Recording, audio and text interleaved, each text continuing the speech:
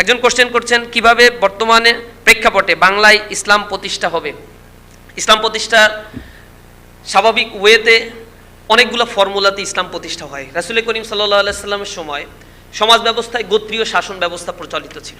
তো গোত্রীয় শাসন ব্যবস্থা থেকে একটা ইউনিটি, একটা সিস্টেমের মধ্য দিয়ে রাসূল করিম সাল্লাল্লাহু আলাইহি সাল্লাম একটা সমাজ কাঠামো তৈরি করেছিলেন এবং মক্কা এবং মদিনায় যেখানে অশ্লীলতা বেহায়াপনা চলতো এবং মানুষের উপরে জুলুম করা হতো, মুসলিমরা সেইখানে অভিযান প্রেরণ করতেন, সেই এলাকাগুলো ইসলামের আওতায় নিয়ে এসে যে যে ধর্মগুলো পালন করতো তাদেরকে কোনো প্রেশার ক্রিয়েট করা হতো না। আপনারা জানেন এই উপমহাদেশে যখন মুসলমান আসে 1203 সালে বিজয়ী শক্তি হিসেবে ইখতিয়ারউদ্দিন মোহাম্মদ বিন বখতিয়ার খলজির মাধ্যমে বাংলায় আসে উত্তর অঞ্চলে। এরপর থেকে এখানে প্রায় 600 বছর মুসলমানরা শাসন করেছে। এই 600 বছরের মধ্যে এই টোটাল অঞ্চলে ভারতবর্ষে 30% ছিল মুসলিম, 70% হিন্দু এবং অন্যান্য ধর্মাবলম্বী। তাহলে 550 বা 600 বছর ধরে কিভাবে এত মুসলিমরা মানে অমুসলিমরা কিভাবে মুসলিম রাষ্ট্রে মুসলিম সালতানাতের অধীনে থাকতে পারলো? তাদেরকে কি মারা হয় নাই, কাটা হয় নাই, বের করে দেওয়া হয়নি? না, কিচ্ছু করা হয় নাই। তাদের মর্যাদা দেওয়া হয়েছে। এখানে সাম্প্রদায়িক সম্প্রীতি বজায় ছিল, হানাহানি মারামারি কাটাকাটি এগুলো ছিল না। ইভেন হায়দ্রাবাদ নগরী বাংলাদেশের চাইতে বড় 82,000 বর্গমাইলের এরিয়া, পরবর্তীতে ভারত দখল করে নিয়ে ভাগ বাটোয়ারা করে মুসলমানদেরকে সেখান থেকে তাড়িয়ে দিয়েছে। সেই হায়দ্রাবাদ নগরী শত শত বছর ধরে এবং ব্রিটিশ শাসনের সময়ও নিজামুল মুলকদের অধীনে ইসলামী শাসন সেখানে ছিল। মাত্র 12% মুসলমান, 80% হিন্দু, 8% অন্যান্য ধর্মাবলম্বী। এই বিশাল একটা জনগোষ্ঠী, 88% জনগোষ্ঠীকে 12% মুসলিম নেতৃত্ব দিয়েছে শত শত বছর ধরে।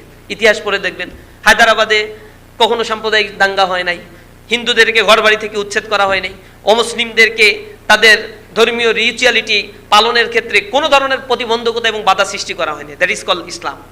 ইসলাম তার আইডিওলজিগুলো মানুষের সামনে উপস্থাপন করে এবং ইসলামী রাষ্ট্রে অমুসলিমের মর্যাদা সংরক্ষণ করা ইসলামী রাষ্ট্রপ্রধানের দায়িত্ব, এটা তার জন্য অবশ্যই কর্তব্য একটা কাজ।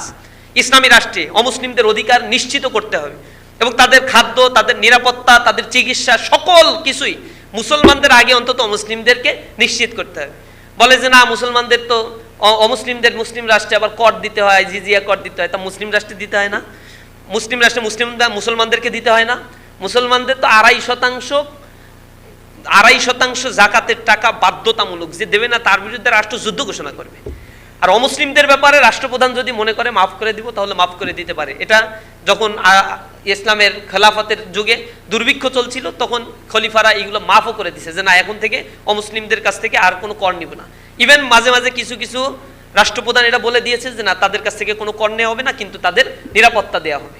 এই করের পরিমাণ কম বা বেশি হতে পারে, সুনির্দিষ্ট কর করা নাই, কিন্তু মুসলমানদের জন্য ইসলামী রাষ্ট্রে 2.5% জাকাত এটা বাধ্যতামূলক দিতেই হবে। যদিও আপনারা দেন সরকারিভাবে 15% নেয়, ইসলামী রাষ্ট্র প্রতিষ্ঠা হলে করের পরিমাণ কিন্তু কমে যাবে। জাকাত ভিত্তিক অর্থ ব্যবস্থা আমাদের বোঝা কমিয়ে দেবে এবং অর্থনৈতিক স্বাবলম্বিতা স্প্রেড আউট হবে অনেক বেশি। তো আমরা আমাদের এজেন্ডাগুলো নিয়ে বা জামাত ইসলামীর কথা যদি বলেন, তারা তাদের এজেন্ডা নিয়ে মানুষের সামনে উপস্থাপন করে ডেমোক্রেটিক সিস্টেমে, ডেমোক্রেটিক রাষ্ট্রে। এবং জামাতের কতগুলো এজেন্ডা আছে এবং তারা বলে এই সোসাইটির যতগুলো প্রবলেম আছে এই প্রবলেমগুলো আমরা ইসলাম দিয়ে সলিউশন করব। তো মানুষ যদি অধিকাংশ বলে যে তোমাদের আমরা ম্যান্ডেট দিলাম, তোমরা আমাদের সমস্যাগুলো ইসলাম দিয়ে সলিউশন করো, তখন জামাত ইসলামী ম্যান্ডেট নিয়ে ক্ষমতায় গিয়ে আইনগুলো প্রণয়ন করবে, পরিবর্তন করবে, ইসলাম অনুযায়ী সব কিছুর সমাধান করার জন্য চেষ্টা করবে এবং ইসলামী রাষ্ট্র বা ইসলাম অনুযায়ী সমাজ ব্যবস্থা এভাবে শিফটিং হবে। আপনি মালয়েশিয়াতে যান, মরক্কোতে যান, ইন্দোনেশিয়ার একটা প্রদেশে আমি দেখে আসছি, সেখানে শরিয়া আইন আছে। ডেমোক্রেটিক সিস্টেমের মধ্য দিয়েই নির্বাচিত হয়ে এই জায়গাগুলোতে তারা শরিয়া আইন প্রণয়ন করছে। মালয়েশিয়ার 4টা প্রদেশে আছে যেখানে 5 শাসন, সেখানে শরিয়া ব্যবস্থা আছে, শরিয়াতের মাধ্যমেই সকল আইন কানুন বিচার ফয়সালা হয়। ওই অঞ্চলে যদি কুয়ালালামপুর থেকে রাষ্ট্রপ্রধান, প্রধানমন্ত্রী যে বলে আমরা তোমাদের উন্নতি করে দিব, জনগণ পিটায় বের করে দিবে। জনগণ স্বতঃস্ফূর্তভাবে 5 শাসনের উপরে আস্থা রেখেছে, কারণ সেখানে কোনো নারী দর্শিত হয় না, একটাও না, নট এ সিঙ্গেল। সেখানে কোনো চুরি নাই, সেখানে কোনো খুন খারাপি রাজধানী কিচ্ছু নাই। সেখানে আমি দেখেছি মন্ত্রীরা ঘুরে বেড়ায় প্রদেশের, সেই মন্ত্রীর পেছনে একটা প্রোটোকলের কোনো গাড়ি নাই, ব্যক্তি একা একা ঘুরে বেড়ায়, একা একা মসজিদে নামাজ পড়তে আসে। আমার দেখা যাচ্ছে যে উনি হচ্ছেন এই এলাকার দায়িত্বে আছেন, উনি হচ্ছেন এইখানের এমপি। তো যে সালাম বিনিময় করে ওইখানে কথা বললাম, ডাইনে বাই একটা প্রোটোকল পর্যন্ত কিছু নাই। এটা হচ্ছে শরিয়া আইন ওইখানে বাস্তবায়ন হওয়ার কারণে তাদের অধিকারগুলো ওইভাবেই সংরক্ষিত করে রাখা হয়েছে এবং সেখানে মানুষ শান্তিতেই আছে। আপনারা যাদের সুযোগ আছে মালয়েশিয়ার ওই প্রদেশগুলোতে গিয়ে ঘুরে আসবেন, ইন্দোনেশিয়ার একটা প্রদেশ আছে ওইখানে ঘুরে আসবেন, আপনারা এই জায়গাগুলোতে যাবেন, দেখবেন কত চমৎকারভাবে এই ব্যবস্থাপনাগুলো করা হয়।